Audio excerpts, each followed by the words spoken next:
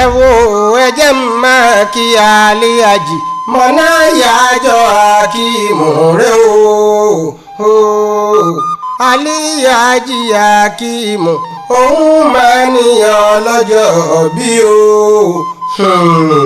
Many happy returns 70 Màlàlájì pé o. Ìgbànigbàrú lá ìgbànigbàrú kọ́ láyé ń bí ìgbànigbàrú kú tátátá bí ojúmọ́ ṣe ń mọ́ ìgbà kan là á ṣayẹyẹ ọjọ́ àbínisáyé. Ìgbàláṣọ bẹ́ẹ̀ náà ní ìgbàlẹ̀wù ìgbàlódéré kókò nílé Ìlọrin. Ìgbàkúgbà tá a bá lò láyé ń bí mo bẹ Olúwa Ọlọ́run kí ìgbà ó sàn wá. Alhaji Akíìmù Mọ̀náyàjọ́ lọ́jọ́ bí òní ayé ò nílò ọmọ gbà. Ẹ wo platinum jubilee rèé o. Àní mo ní platinum jubilee ni Alhaji Akíìmù Mọ̀náyàjọ́ ń ṣe lọ́wọ́. 70 ọdún ni 70 ni bàbá pé wọ́n rán mi wípé kí n máa kí Alhaji Akíìmù Mọ̀náyàjọ́ ní kíkì tọmọ ọkọ. Ojúlówó ọmọ ọkọ lẹni tí ń ṣayẹyẹ ọjọ́ tí wọ́n bí. Gbogbo November 14 lọ́dọọdún lọ́jọ́ bí Alhaji Akíìmù Mọ̀náyàjọ́.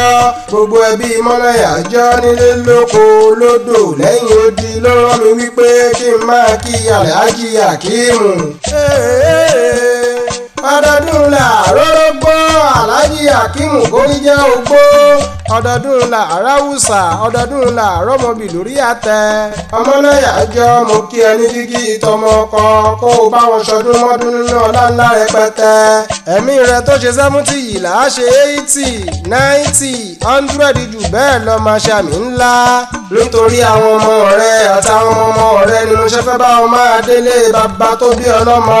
Alhaji Akíìmù jẹ́ kí orí ó máa wú gbogbo àwọn ẹbí Mọ̀náyàjọ́ ló rán mi níṣẹ́ wípé kí n máa kì ọ́ relé bàbá tó bí ọlọ́mọ ó yá ẹni ṣù níbẹ̀. Ayẹ̀jọ́ ọmọ Yàjọ́ àfá ọmọ àfá ọba ọmọ ọba ọmọ orídà mú fi bẹ́ẹ̀nà rẹ̀ lórí ọmọ aládé mẹ́ta ọmọ ọba láàfin Ọ̀yọ́ ọmọ ọba lẹ́rù wà ọmọ ọba olígun ọmọ ògbógàngbògàn létí méjèèjì ará èrú wà o ọmọ abẹnumọ́ bàgàmù ọmọ fàkàmù sẹ́kùn ọmọ òdodo bàbá ẹkùn ọmọ akéré fọba súre ọmọ etí ìlú alágbọ̀nì ọmọ ògbógàngbògàn létí méjèèjì ọmọ ìgbára lọ́jà àbètí kọ́lá wọlé ọmọ orídà mú fi bẹ́ẹ̀nà rẹ̀ lórí oní ẹni ṣe ni lóore làálù pa ọmọ ọkọ lògùn ọmọ àlè.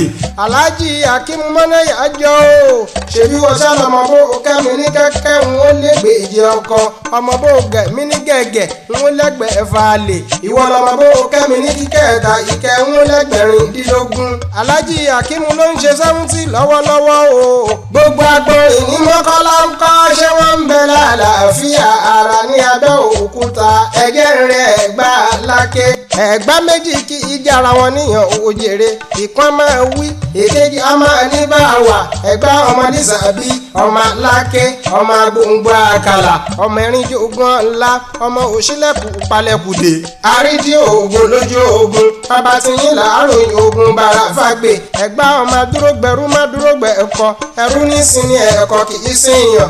Ẹ̀gbá ọmọ òru là á ṣèkà èèyàn tó bá ṣerú rẹ̀ lọ́sàn-án ń kọ́ olúwa rẹ̀ ní farare lọ. Alhaji Akíìmù ló ń ṣe 70 lọ́wọ́lọ́wọ́ o. Ọba márùn-ún ní jẹ́lódé Ẹ̀gbá Láké gbogbo wọn ní dádé.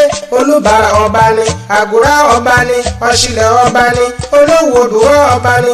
Aláké Ẹ̀gbá ń kọ́ṣẹ́ wọn ń bẹ̀ lálàáfíà ara Ẹ̀gbá mòdì ọmọ tí ń kùn yùnyùn. Wọ́n bí yín lẹ́gbà Láké gbólẹ́nu bí ìjẹjẹ wọ́n bí yín nígbà Àgùrá ẹgbólóhùn bí ọ̀jẹ̀. Happy platinum jubilee 70 tẹ́ ṣe lọ́dún èyí ẹ ṣe òmíràn tọmọ lọ́lá Ọlọ́run ọba ìdààmú kéré tóbi kò ní wọlé tọ̀ yẹn máa ṣàmì wètèwètè. Gbogbo ẹbí Mọ̀náyàjọ́ ló ní kí n máa kí yín ní kíkí ìtọ́mọ ọkọ. Ẹ̀mí tó ṣe yìí o àṣẹ mi nínú ọlá ńlá pẹ̀lú ìdẹ̀ra o. Ẹ wo Ìdòwú Iyèṣálẹ́mí kúkú ń jẹ́ Ìjẹ̀bú Ọ̀dọ̀ sáìdì lèmi kúkú ti wá ọmọ Ìwòpín Àjídà gan lèmi Ìdòwú ọmọ Ògúnbàjò.